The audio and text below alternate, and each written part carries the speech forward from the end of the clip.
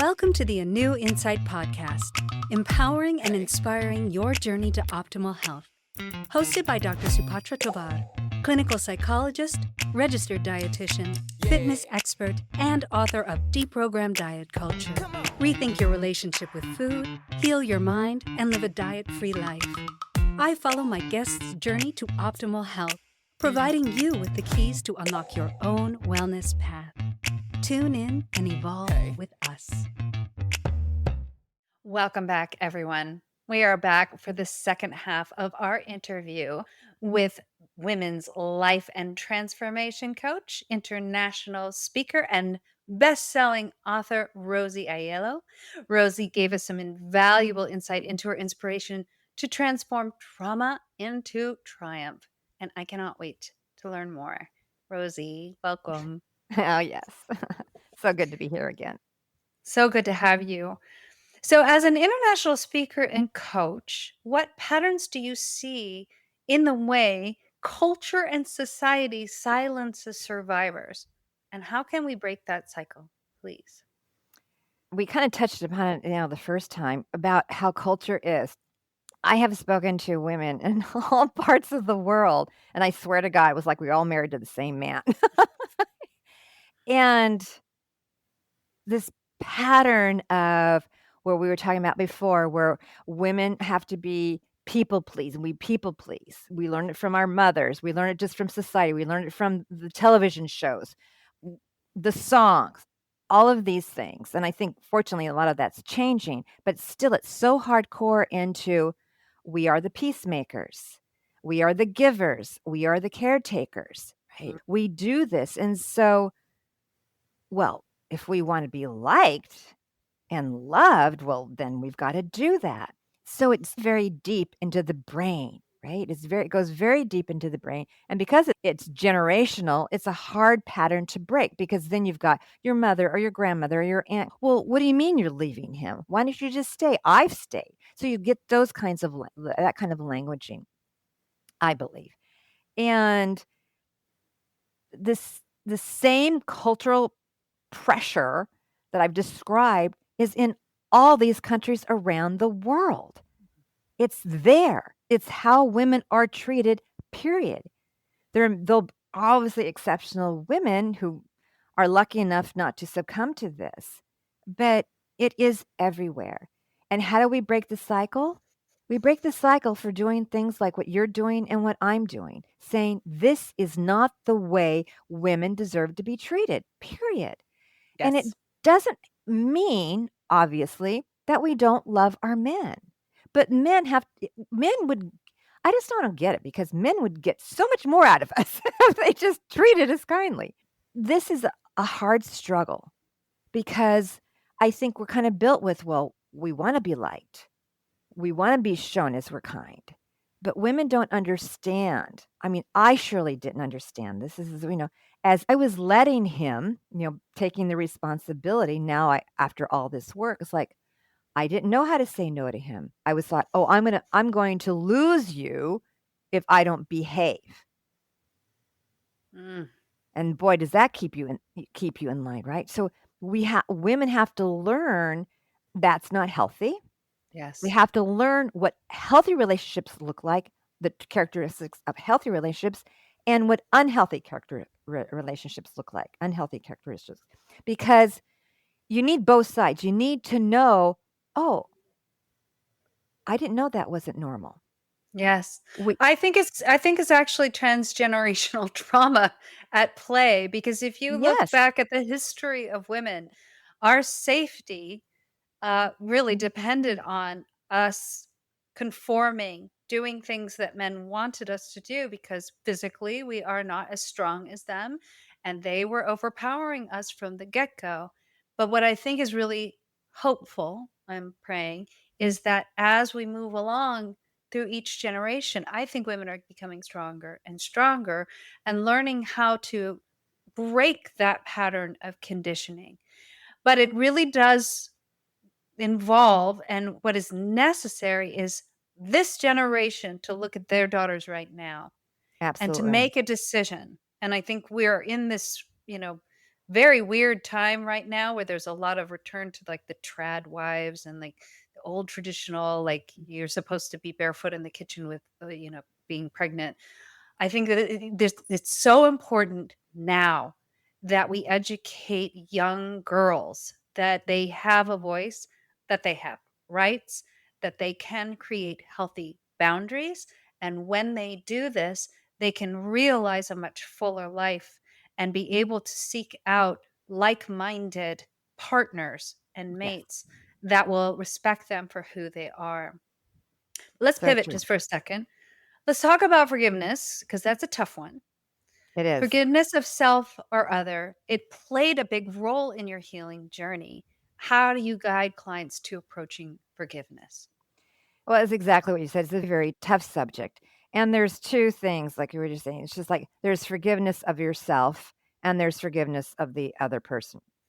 So, regarding forgiveness of the other person, that really is gonna depend on what the person did and how you feel about it. I would never ever say you have to forgive to go forward.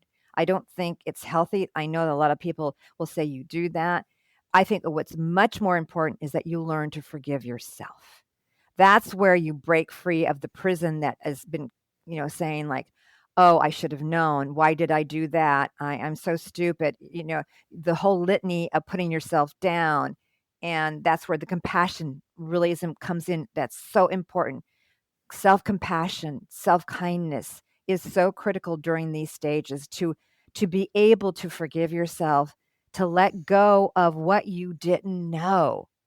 We have to accept we didn't know. Nobody in their right mind would have gone into a toxic, scary, terrorizing relationship had they known. Exactly.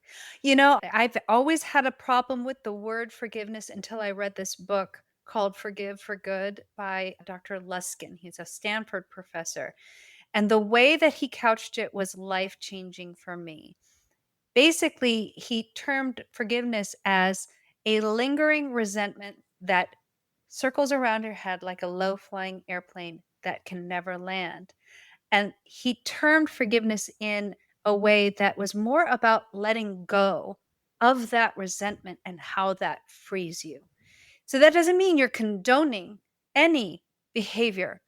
What that person did to you was wrong. Period. End of story. I don't care. Absolutely. There is a definite morality to this whole thing. You don't have to condone that behavior, but by letting it eat away at your soul and housing that resentment in your body is toxic. It And so is. if you can look at forgiveness as a loving act of kindness for yourself to let go of what they did to you, then you can move forward. And I think that's so powerful. And it sounds like that's a lot of the work that you are doing. And you're doing it through a self compassionate lens, which I think is beautiful.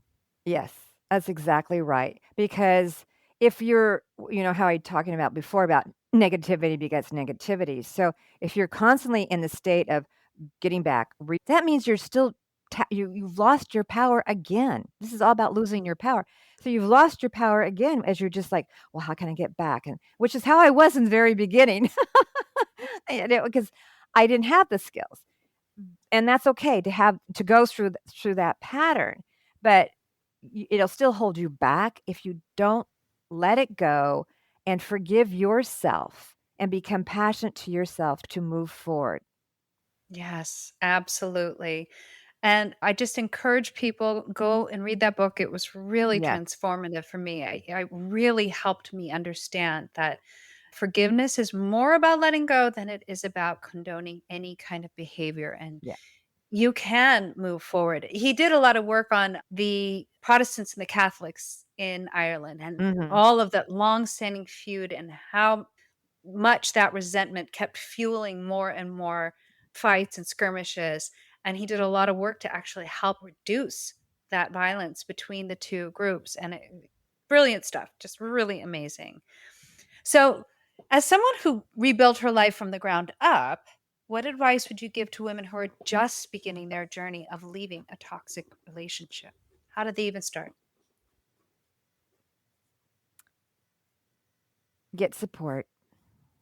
again, just don't do this alone. I would, if you can, highly advise getting a good qualified trauma therapist. You mentioned about having a good connection, but I really think getting a good connection with a trauma therapist would be much advised. Oh, yes, of course. And there are a lot of groups on Facebook, and I know they're supportive. I've seen them. I would just advise about what is the group doing? Because I've looked at them from an observer point of view. I had already pretty much healed and stuff like that. And they're trashing the ex, and they're just going, it's all negative. I had to leave the group even though I was healed because there was too much negativity. Now, for sure, you need to get that out. You need to express yourself.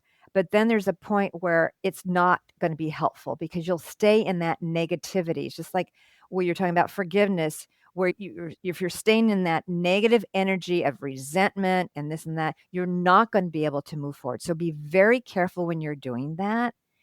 Read books, read The Verbally Abusive Relationship. There are a lot of other books. Get connected with people who are going to uplift you to where you want to go, as opposed to staying in by how badly you were treated, how this. We were all badly treated. And you will move faster going forward if you go and afford in the positive direction. You're not going to get there right away. I'm not going to sugarcoat this. And everyone's situation is different. How you grew up, your experiences, where you were in the world, all of this will matter. But the most important thing is that you can do it.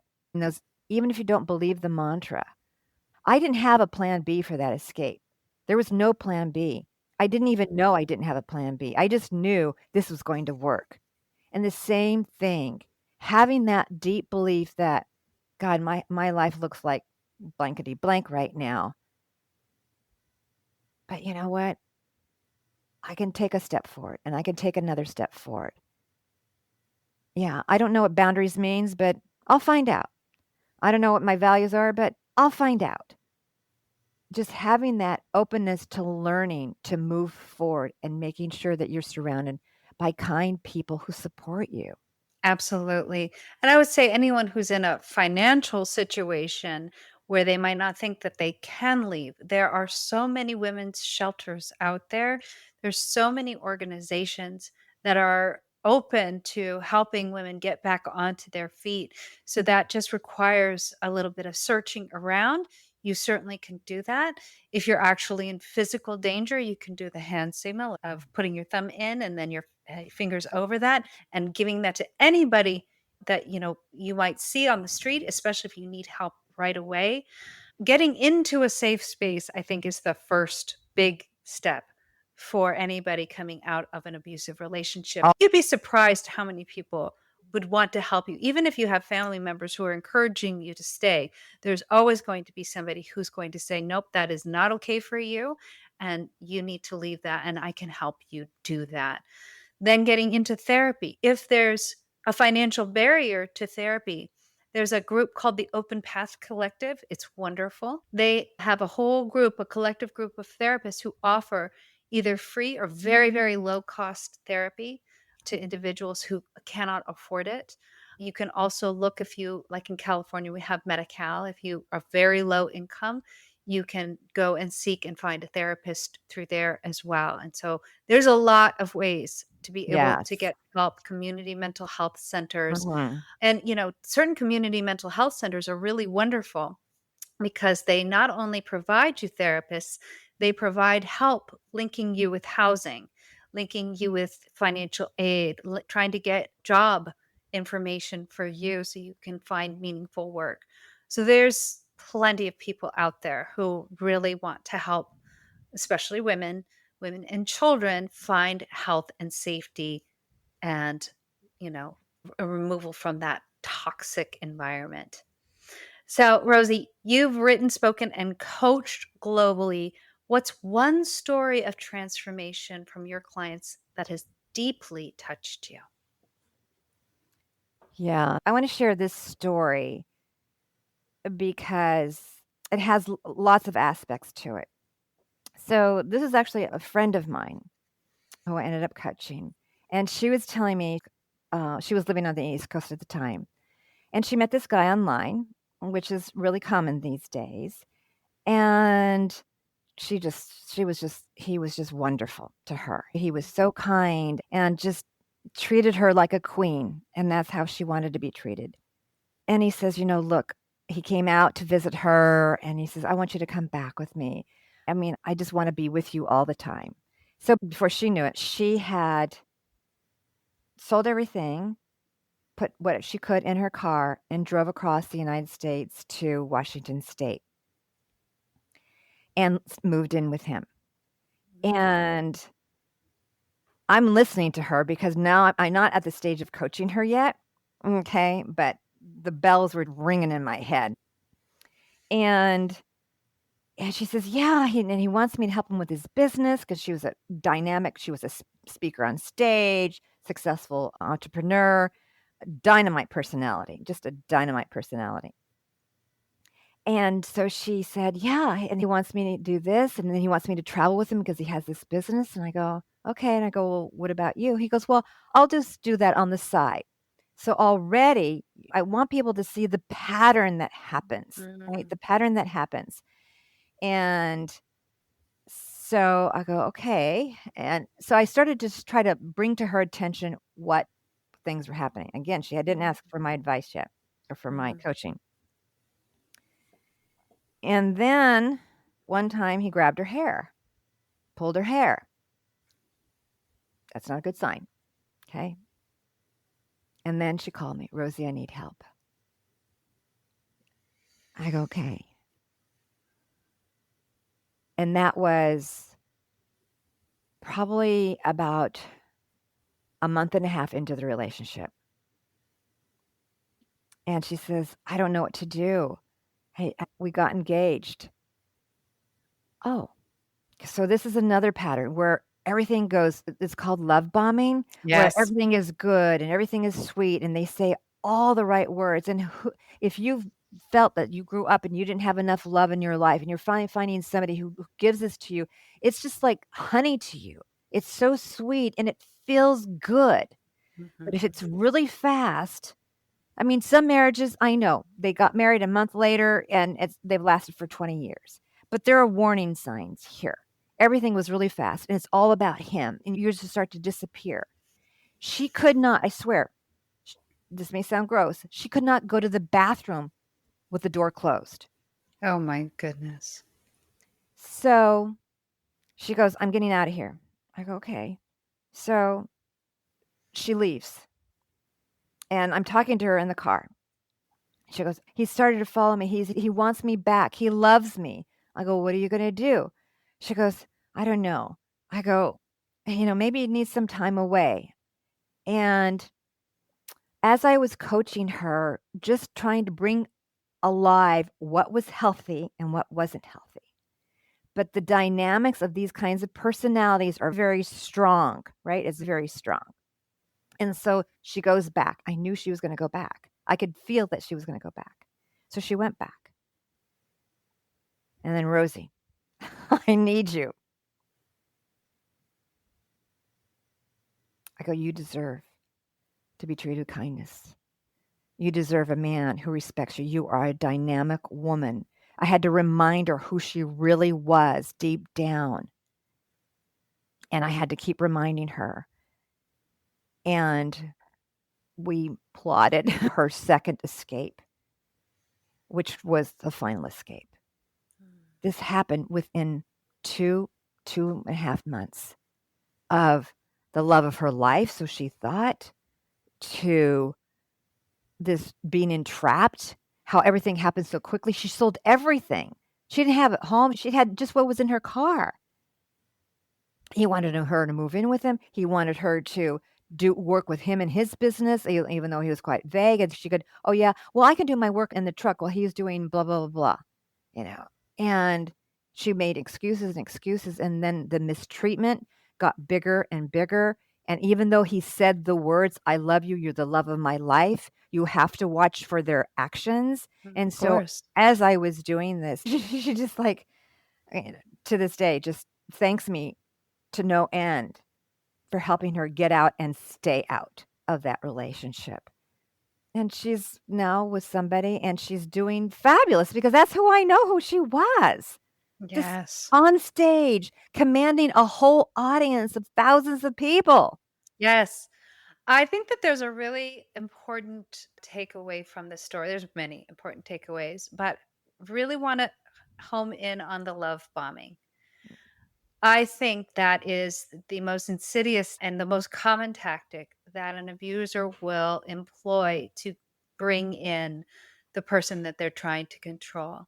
And so it's so important to look at their behavior in the very beginning. If it is just a quote dream come true, you may want to look at that with less rose colored glasses and really look at that as red flag behavior, because somebody who is very sure of himself, has his own life, is, really doing wonderful stuff, will not engage in love bombing, will think about progressing a relationship slowly. And I also think it's really important to look at your need or your desire for that. I think it comes from a very deep place. It's usually an unmet need from your childhood. Usually something happened in your childhood that makes you drawn toward that. And that's, I think, what they look out for in terms of bringing in the person that they want to control. So resolving that need in yourself before you even seek out a relationship is going to be one of your best bets in terms of finding a very healthy relationship. And that's not to say that a man who gives, flowers and is Mm. wonderful and is polite, yes, we want that. Yes, that is very important. And I think manners and kindness are everything. But when you see it being too much, too fast, too soon, red flags should go up. Yeah, and So, I just wanna just this is when to really feel into your intuition. Listen to yes. yourself, put your hand on your heart, put your hand on your stomach and go, "How's this really feeling to me?" Just closing those eyes, and so I just wanted to add, this is a real key time. Absolutely. And this is something that I do with my clients all the time, whether it's to resolve, whatever's happening in their life or disordered eating disorders, anything. We really do have this amazing, still small voice inside of us. And I think that we've been conditioned to not listen to it and to not trust it. But it is the most important voice that you can listen to in your life. And you can tap into that by regulating your nervous system first. You have to get out of your head because I like to say, the mind can be a jerk, but the body really loves you. Try to let your mind go offline for a little bit. Slow down your breathing. Get some nice inhales. Make sure the exhale is longer than the inhale and let your body relax. Then close your eyes, go within, and ask yourself the question that is most on your mind. And just wait for the most gentle answer, not the up here, conditioned mind, the answer that's coming from your heart and from your body. And I will tell you this, it is never wrong. Never wrong. Most people who come out of these relationships say, I ignored that voice. Listen to that voice. It's the most important thing you can do. Yeah. So, Rosie, what does life look like for you now? What is coming down the pike for you? And how can people come to work with you and find out more about you? I am with the love of my life. When I landed in the United States, back in the United States, never in a million years, it wasn't even on top of my mind. I told you, I couldn't stand to look at a man. And it was funny, I met him online, and he had the same primary value as I did, kindness. And that was the beginning, right? And we said, we never yell at each other. We have mutual respect. We're team players. In fact, it's like, "Oh, you wanna discuss that with me?" Because my ex would never discuss things. He would make decisions on my behalf. We're great team players. I have never felt such love in my entire life. I feel so blessed, and let me tell you, ladies, it doesn't matter how old you are, right? I mean, when I landed, I was in my mid-50s, and I've been here for quite a while now, and it's just undescribable, the love I feel for this man and the love I feel from him and how true it is, and it's worth everything. And my desire is for women to be able to experience that love, that kind love, right? It has to be that kind love. There is a difference. Mhm. And when you do that, you'll your life will just expand. So I love as it. we go through this, just know that you deserve to be treated with kindness, and it starts first by being kind to yourself. That's the pattern. So you can reach me at the loveIsKindNetwork.com. I have lots of gifts for you there. There's a little uh, booklet you can get how you can get into a kind relationship. And then there's something else I want everybody in the world to get. It's called the Love is Kind Pledge. This is something my daughter and I wrote. And you can view it as the beginning steps of a mantra, right? I am worthy. I am enough. I deserve to be treated with kindness. I have a voice and my voice matters.